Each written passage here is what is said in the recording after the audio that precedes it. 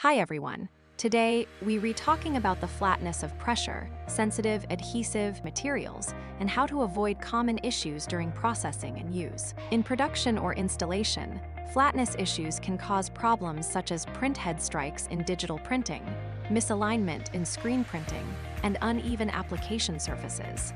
Structurally, PSA materials consist of film, adhesive, and release liner, with the release liner being key to flatness. Made of paper fibers and moisture, it naturally balances with the ambient humidity.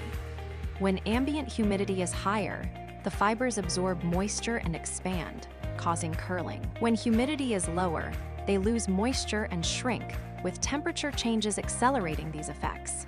To maintain flatness, stable temperature and humidity control is essential. Best practices include storage environment, 23 cc 2 degrees Celsius, 50-35% RH, with dehumidifiers when needed.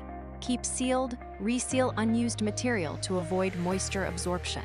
Processing environment, match storage conditions to reduce curling risks. Post-processing, allow solvents to fully evaporate before packaging.